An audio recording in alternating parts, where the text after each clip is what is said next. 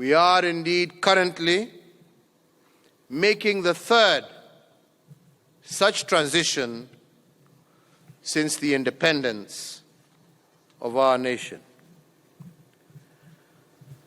Our founding fathers embarked on a mission of course correction to transition from a colonial education system that prepared learners for servitude to one that gave them the tools to lead a newly independent nation.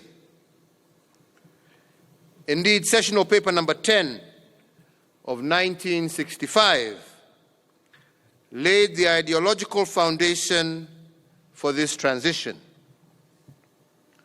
We reorientated our education system and anchored it on three goals. And these were mutual social responsibility, Africanization, and economic productivity. In 1985, we made yet another monumental shift. We transitioned from the 7-4-2-3 system into the 8-4-4 system. But with time, the 8-4-4 curriculum became inconsistent with the aspirations of our growing nation, particularly because of its overload curriculum and its academic and examination-focused approach. Similarly, it proved rigid and unforgiving to the learner who did not fit into its mold. A mold that placed inordinate emphasis on content as opposed to competency, raw knowledge as opposed to hands-on skills. And as we began re-engineering it, we had to return to the fundamental principles of Sessional Paper number 10 of 1965. The spirit of this anchor instrument was simple. Citizens do not fail. It is systems that fail them. And if the systems are inconsistent with the aspirations of the people, they must be changed. Ladies and gentlemen, we are at a tipping point in our education system. The old must give way to the new. The summons of our times requires us to reimagine how we educate our children. It requires us to be bold, not rigid. It calls on us to imagine a system that creates responsible citizens as opposed to subjects.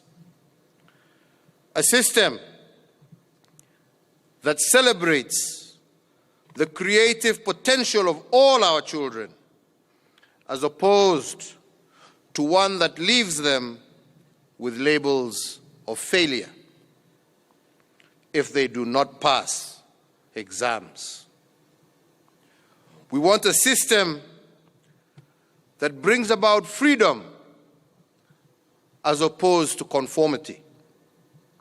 And this is the promise of the competency-based curriculum.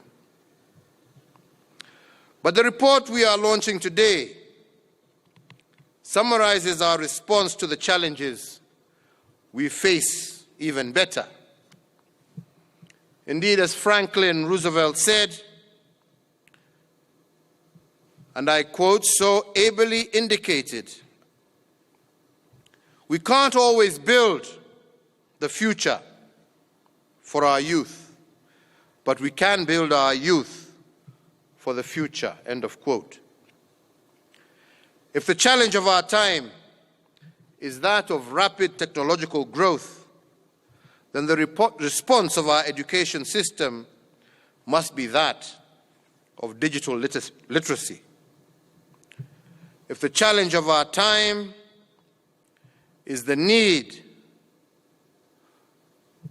to resiliently confront unprecedented crises such as COVID-19, then the response of our education system must be that of teaching our children the skills of critical thinking and problem solving.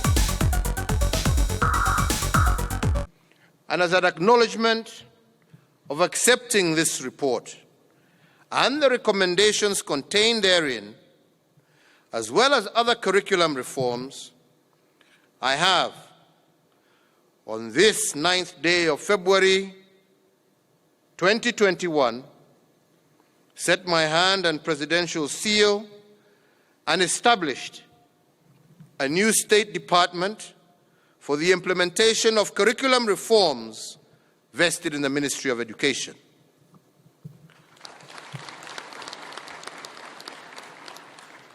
Further to these reforms, I wish to direct the Ministry of Education to 1. Establish a comprehensive monitoring and evaluation mechanism that will facilitate tracking of the implementation process so that prompt interventions can be incorporated where necessary. 2, to re-engineer the standards and quality assurance function to ensure that the competency-based curriculum is implemented with fidelity to its aspirations. And 3, to work with the Teacher Service Commission to ensure that all teachers continue getting comprehensive training on the implementation of the competency-based curriculum. And 4, to collaborate with all relevant institutions to enhance assessment and education programs for all learners with special needs and disabilities, including the gifted and talented children. 5th, to work with the Teacher Service Commission to establish mechanisms of sharing physical and human resources between senior secondary and technical and vocational education training or TVET institutions.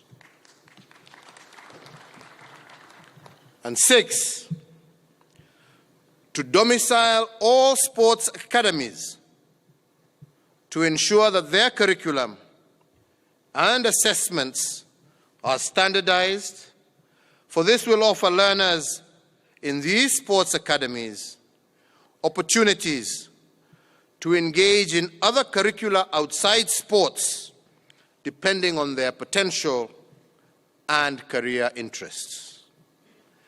7, to rationalize all programs and courses offered in our universities to ensure that they are adequately prepared for the admission of the first competency-based curriculum cohort in the year 2029.